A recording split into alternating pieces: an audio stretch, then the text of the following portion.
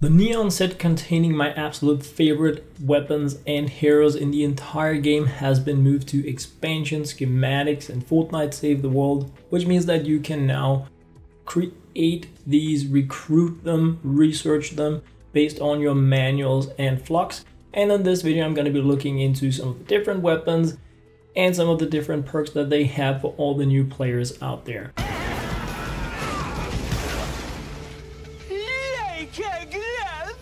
We're gonna be starting out with the Noble Launcher, the go-to explosive weapon for pretty much everything in the entire game. It comes with affliction damage as a fixed last perk, and it fires a crazy energy beam kind of projectile that can pass through environment, obstacles, anything you want to take out things. It passes through pretty much anything you can imagine in the game.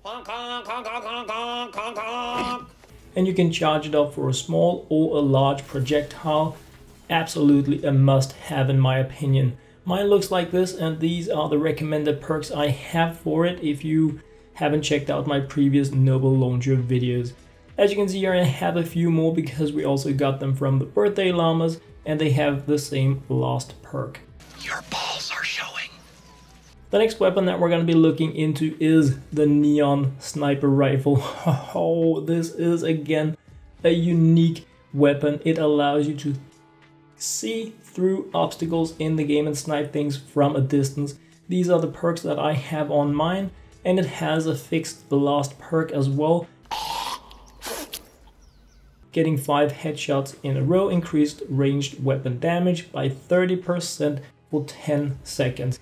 It is crazy. I feel a must-have in the game as well, but I definitely recommend you guys save up to research in the collection book because it is just so unique and so fun to play with that I feel everybody should be having it. It costs 60 weapon designs and 100 legendary flux to research it. I decided to go in and grab some because I kind of wanted some for the collection book and some for myself as well, and I was curious about whether or not I could roll something like different for the last perk, but I couldn't. So vanilla style, this is how it is looking, and I decided to research two just so that I have one to use, one for the crystal and one for the normal collection book area. Aren't I the popular one? So that's pretty cool, pretty hyped about finally having that. The Mercury LMG is another really unique weapon. The really cool thing about it is that it has 100 shots in the magazine, and after landing 5 hits in a row on a single target, you cause a small explosion, making it pretty silly. These are the perks I have on it for first shot Rio. I haven't max perked this because I don't really like shooting with bacon, but as you can see here, you can just chain, stun, lock back, kinda crazy, boom away a power level 100 smasher with this weapon, and it's not even max perked. The next really cool weapon is the helium shotgun. The unique thing about this shotgun is that it fires piercing energy slugs. Piercing, so again, passes through things, and then it actually explodes or like detonates whenever it finally impacts. It is a very, very interesting weapon that I also feel anybody out there that enjoy using shotguns should be looking into. Up to this point, I haven't leveled up mine. I had some of them, decided to research 2 more so that I could look into 6 perks. As you can see here, I have affliction damage on this one and snaring on the other. So those are definitely options you can roll with it. I'm not big on shotguns in the game. I don't feel they don't really match up with my playstyle, but it is a very, very fun weapon, and the combination of having these piercing projectile slugs that also deal a small area explosion is really, really fun to play with, and I know a lot, especially constructor players, are like really, really happy about this weapon. So it is definitely also something you should consider to get from the crazy Neon set if you have additional manuals and legendary flux to spare. The next one we're going to be looking into is the Crypt pistol. I feel this is a pretty fun weapon. I have quite a few of them with legacy perks. This is one of them that I have in the collection book. I also have some in my inventory. energized rounds, high fire rate. It's fun to use. I feel it is a little pew pew kind of weapon. I don't feel it's not me, let's just be honest, but it is there, and I wanted to level one up and look into it just for really the sake of making this video and demonstrating some of the few different weapons. I know a lot of the like hardcore pistol players have a lot more to say about this pistol than I do, but it is pretty nice fire rate weapon, and it deals energy damage, which is all round always good, but it fires bacon, and me no like the bacon. The Krypton pistol, I decided to research a few of those as well, because I was mostly interested in what kind of lost perks can I get for it. Can I get something a little bit more interesting than Snare's opponents? But I rolled 2 of those on top of the legacy ones that I had. I decided to go in and grab a third just to check the perks, and now I got a headshot, elimination, causes an explosion, and that is a pretty nice thing to have on a fast fire rate weapon. Definitely makes me want to be playing more with it, so keep an eye on the lost perks for the weapon. They matter, they really do. The same goes for the Argon assault rifle. Probably one of the best assault rifles in the game at the time that it was released. The really like downside of this weapon is that it is pretty expensive to craft. All of the neon weapons are pretty expensive to craft.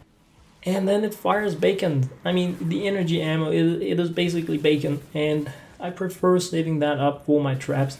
So in general, anything that fires a lot of energy ammunition is not my kind of thing. You can see some of the ones I have here in my inventory. Some of them legacy, some of them just plain old, like this one here with affliction, if you are curious about the perks. The next one is the Argon assault rifle.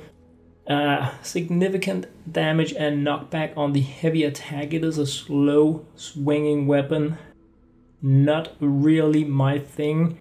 Axes are better in the game now than they were before. I have one here with slowing and another one here with affliction damage. I mean, I don't really know when I would pull out this weapon. I'm looking into melee weapons for kinetic overload right now, and the heavy attack, like guaranteed knockback on this weapon makes it interesting, but it is really slow, so I'm not a fan. I mean, I leveled one up, fooled around with it today, but it doesn't really rock my boat. But it's a nice thing to have for a collectionist such as myself, but not something I will like straight out recommend you guys go out and get. But the Krypton sword on the other hand is very interesting. It deals like moderate swing speed, good damage, but it has increased damage and knockback on the chop attack. That is pretty interesting for me looking into kinetic overload and staggering opponents. I have a few of them with legacy perks, and I have one with affliction damage that is newer as well. It is a fast swinging, pretty cool weapon. I mained this weapon for a very long time as a ninja, so definitely a weapon I will recommend you guys get if you have excess manuals and legendary flux, because it is really fun to play with, and it is pretty fast, just like base without really perking it. So I really like playing with this.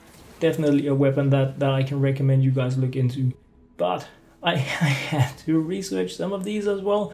I'm very curious about what perks we can get these days, given that I have everything in the game and a lot of it is pretty ancient. I wanted to see if I could get something really fun, but no. I took 2 of these and I got Snare, so yay me, happy times. Unfortunately nothing cool there. This here is, however, my absolute favorite melee weapon in the game. No question asked, it is my favorite melee weapon. I have quite a few, 2 of them legacy I think, and they are just amazing. I main it even with my non-melee heroes, and the very important thing here is the whirlwind attack actually damages and knocks back nearby foes. Area of effect knockback when you swing around with this. It is, I absolutely love it. Also with Steelwood Sill, making a video on the knockback with him there, it is really great. Mine is perked for super fast attacks and faster movement because I have the power to play like that in the game. I can afford to just focus on crit and corrosion, swinging a lot of times with the Immortal Ninja build. It is I had to research a few of these as well because this is already my favorite weapon, but I wanted to see if there was anything new, cool, fun, and amazing in terms of lost perk, but nothing there. If we look into the Cyberpunk heroes, we have some, again, Harvester Sarah is without a doubt my favorite hero in the game. Right now I don't need to main her, even though her scythe boosts 62% damage. Look at how crazy that is to slowed and snared targets, and it applies snare.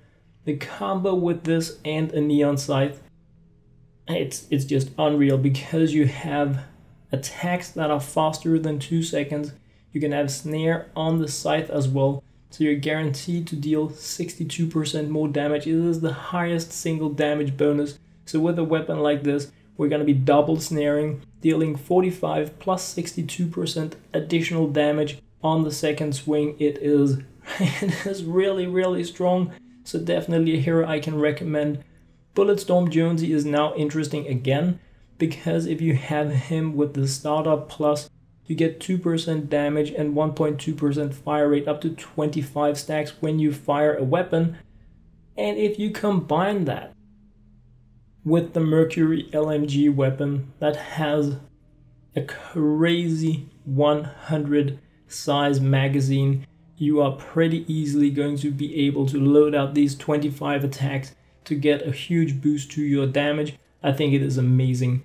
If we look into Headshot Jess, she was interesting when released, and now perhaps interesting if you play her as a main commander, really focusing on the snipes.